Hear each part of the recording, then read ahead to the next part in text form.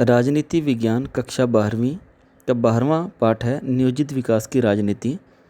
इसके लघु उत्तरीय प्रश्न हम कर रहे हैं कि प्रथम पंचवर्षीय योजना के 4 उद्देश्य क्या थे। देखिए, कोई भी योजना अगर बनती है तो उसके उद्देश्य ज़रूर होते हैं। उद्देश्यों को ध्यान में रखकर ही योजनाएं और नीतियां बनाई जाती हैं। प्रथम योजना का सर्वोद्देश्य जो प्रथम उद्देश्य था, द्वितीय विश्व युद्ध और देश के विभाजन के फलस्वरूप देश में जो आर्थिक व्यवस्था और असंतुलन पैदा हो गया था उसको ठीक करना था। और दूसरा उद्देश्य ये भी था कि सर्वांगीण संतुलित विकास का प्रारंभ करना, ताकि राष्ट्रीय आय और निरंतर बढ़ती जाए, लोगों के रहन सहन का स्तर ऊंचा उठ सके और सामाजिक आर्थिक ढांचे में सुधार लाया जा सके। तीसरा उद्देश्य था उत्पादन क्षमता में वृद्धि, आर्थिक विषमता को यथासंभव कम करना था। प्रथम योजना का एक इसका उद्देश्य था कि मुद्रास्फीति के जो दबाव है उसको भी कम करना था, जबकि दूसरी पंचवर्षीय योजना के उद्देश्य अलग थे। इसके उद्देश्य थे राष्ट्रीय आय में पर्याप्त वृद्धि की जाए और लोगों के रहन सहन के स्तर को सुधारा जा सके, देश को औद्योगिक विकास तीव्र किया जाए और इसके आधारभूत तथा भारी उद्योगों के विकास पर बल दिया जाए, रोजगार के अवसरों में अधिक से अधिक विस्तार किया जाए, धन और आय के बंटवारे में जो असमानता है उसको कम किया जाए। प्रश्न तीसरा है, भारत की मिश्रित अर्थव्यवस्था के मॉडल के प्रमुख परिणाम की आलोचना का परीक्षण करना है। भारत की मिश्रित अर्थव्यवस्था के मॉडल के परिणाम स्वरूप भारत के आगामी आर्थिक विकास की बुनियाद पड़ी। भारत के इतिहास में बहुत बड़ी परियोजनाएं शुरू की जा चुकी थी, जैसे भाखड़ा नंगल, हीराकुंड जैसी विशाल बांध, इस्पात संयंत्र, तेल शोधक कारखाने, विनिर्माता इकाइयाँ, रक्षा उत्पादन इत्यादि। कुछ समय बाद इनकी आलोचना होने लगी। भूमि सुधार के क्षेत्र में जो कार्य थे वो महत्वपूर्ण किए गए। महत्वपूर्ण प्रयास जो था जमींदारों की जो प्रथा को समाप्त करना था। यद्यपि भूमि सुधार के कुछ अन्य प्रयासों में उतनी सफलता प्राप्त नहीं हुई जितनी कि उसका उद्देश्य था। जैसे कोई व्यक्ति अधिकतम कितनी भूमि अपने पास रखेगा, जो कानून है उसकी पालना वो कैसे करेगा, जिसके पास अधिक ज़मीन नहीं थी तो उसके ऊपर कौन से कानून लागू होंगे, तो ये सारी चीज़ें जो थी सही तरीके से लागू नहीं हो पा रही थी।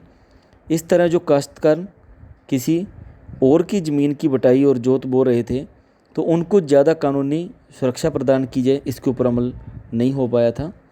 प्रश्न 4, स्वतंत्रता के बाद भारत के समक्ष आधुनिक विकास के कौन से मॉडल थे। भारत में कौन सा मॉडल चुनने का निर्माण लिया था। स्वतंत्रता के बाद भारत के समक्ष आधुनिक विकास के 2 मॉडल थे। पहला मॉडल था उदारवादी पूंजीवादी मॉडल था। यह मॉडल खुली बिल्कुल प्रतिस्पर्धा बाजार मूलक अर्थव्यवस्था में विश्वास करता था। इसमें अमेरिका और पश्चिमी यूरोप के देशों में यह पहले ही लागू था। जबकि दूसरा मॉडल था समाजवादी मॉडल। यह मॉडल उत्पादन और वितरण के साधनों में समाज की संपत्ति मानता था। यह मॉडल उत्पादन और वितरण के साधनों पर राज्य का नियंत्रण स्थापित करना चाहता था और यह मॉडल सोवियत संघ ने अपना रखा था। अब भारत ने समाजवादी मॉडल को अपनाया ताकि भारत में गरीबी मिटाने के लिए सामाजिक आर्थिक पुनर्वितरण था उसका काम किया जा सके। पहली पंचवर्षीय योजना और दूसरी पंचवर्षीय योजना के बीच में काफ़ी अंतर थे, जो कि हम प्रश्न 1 और 2 के अंदर कर चुके हैं। पहली पंचवर्षीय योजना का जो बल था कृषि क्षेत्र था और योजना के अंतर्गत बांध सिंचाई निवेश के ऊपर ज़्यादा जोर दिया गया, जबकि दूसरी पंचवर्षीय योजना के ऊपर भारी उद्योगों के ऊपर ज़्यादा जोर दिया गया था। पहली जो पंचवर्षीय योजनाएं थी इसमें विकास की गति को धीमा रखा गया, क्योंकि विकास की तेज गति से अर्थव्यवस्था को नुकसान पहुंच सकता था। जबकि दूसरी व्यवस्था में क्या हुआ, दूसरी पंचवर्षीय योजना में तेज गति से संरचनात्मक परिवर्तन करने पर बल दिया गया था। प्रश्न 6, हरित क्रांति की दिशा में प्रोत्साहन देने के लिए भारत सरकार द्वारा कई नीतियां अपनाई गई थी। हरित क्रांति जो कि अच्छे उत्पादन से था, जिसका संबंध अच्छी कृषि से था, अच्छी पैदावार से था, अच्छे बीज उर्वरक और खादों से था। हरित क्रांति की पद्धति का मुख्य 3 तत्व थे: निरंतर विकास, दोहरी फसल का उद्देश्य और तृतीय अच्छे बीजों का प्रयोग।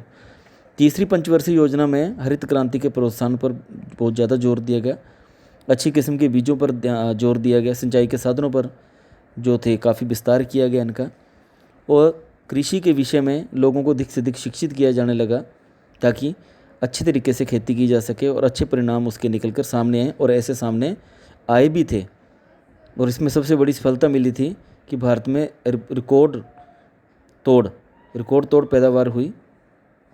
प्रश्न 7, भारत में पड़ने वाले अकाल और पंचवर्षीय योजना के निलंबन पर एक नोट लिखना है। भारत में 1960 के दशक में कई कारणों उथल पुथल हुए। 1962-65 का युद्ध भी आया चीन और पाकिस्तान के साथ, तो इसी बीच में नेहरू जी की मृत्यु भी हो चुकी थी। तो भारतीय राजनीति को भी पूरी तरह से हम कह सकते हैं नीति निर्धारकों ने चिंता में डाल दिया था। तो सबसे अधिक नकारात्मक प्रभाव पड़ने लगे थे, ऊपर से भयंकर अकाल भी पड़े, तो जिनके कारण काफ़ी समस्याएं भारत के सामने आई।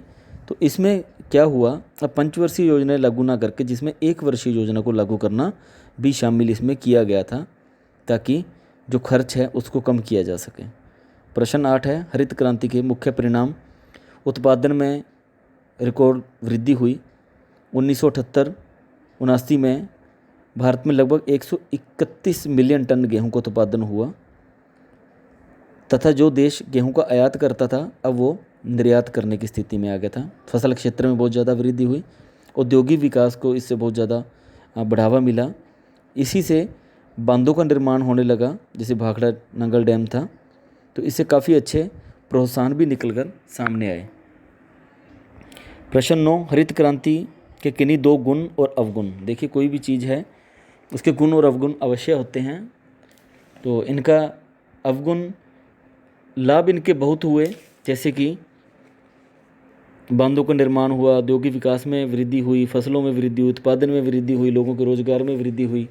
लेकिन इसके अवगुण सामने क्या निकल कर आए थे कि हरित क्रांति के कारण भारत में चाहे खाद्यान्न संकट समाप्त हो गया था, लेकिन ये थोड़े समय के लिए हो पाया था, उसके बाद फिर वही स्थिति खाद्यान्न संकट पैदा हो गया था। 1980 के दशक में वर्षा न होने के कारण हरित क्रांति से कुछ विशेष ज़्यादा लाभ नहीं हो पाया था। धन्यवाद।